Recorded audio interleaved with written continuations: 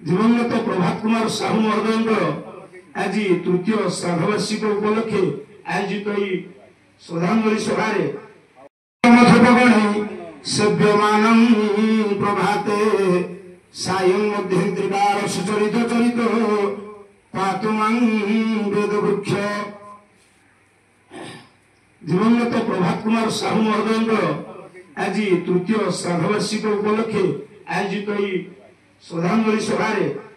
सभापति महोदय तथा मंचासन समस्त अतिथि मान को भूयिष्ठ प्रणाम जनाऊँगी एवं समस्त दर्शक मान एवं सपरिवार वर्ग को सांत्वना दूसरी धन्यवाद दूसरी एपरी गोटे भव्य श्रद्धांजलि सभार आयोजन कर प्रभात बाबू संगीत पालिया गायक ये खोर्धा जिले जो मैंने सब पालिया गायक से समस्ते गायकों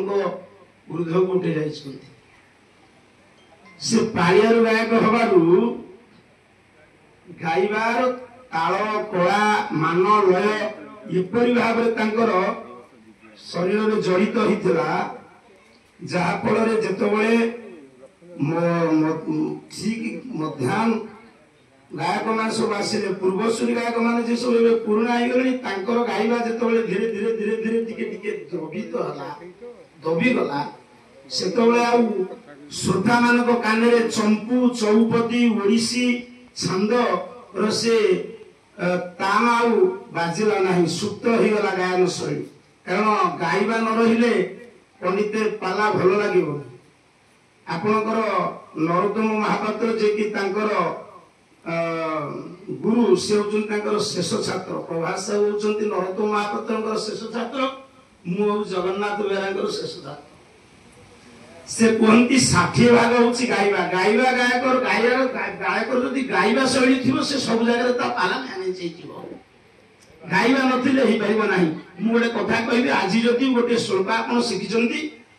मुझे गोटे दिन में शिखी पार्नी 5 दिन में शिखीदेवी किंतु गाइबाटा शिखिले हेनी से ईश्वर प्रदत्त से ईश्वर प्रदत्त कलाटी थिला प्रभात साहूर गाइबा जो कंठरे थाए से कंठ को रत्न कह से रक्त मांसर कंठ नुहे से रत्न गाइबा हूँ एक रत्न ता समस्त भितर न था मो भीतर अनेक बार पाला गत मार्च 25 तारिख जो मु पाला गाइली षडंगी 5 वर्ष तले षडंगी सहित पाला गाइला बेले जिते से लोक मान देखिले मत कहले गोसाई आज कौन एत लोक मुझे ढेंकानाल जिले हूँ ना द्वितीय थाके लोक गणा हम मुझे कौन गणा हम ना तू जगतसिंहपुरिया केते रखुचंती खोर्धा जिला वाला केते रखुचंती मोर हो द्वितीय पाले गणा हम द्वितीय पाले गणा गणला को 2टी द्वितीय थाक तांकर 3टी द्वितीय थाक मोर 5 रातिया पाला 2टी द्वितीय थाके तांकर टिक 5-7 जन अधिक हेले कहले मु अधिक रहिले मु कहले अधिक रहिले कोन तुम से जो चकुलिया पंडा भलिया बोलछ तो से जो सुनापर अछि किंतु मु आज दृढ़कंठरे कहबी तांको परी गायकंग सहित मोर बारंबार पाला पड़िबा परे मु कथा कहि शिखिनी नथिली तांको सहित गाइबारे मु समान न हेबारु मु कथा कहि शिखिली केमति कथा कहिले तांको संगे मु पाला परिवेशन करी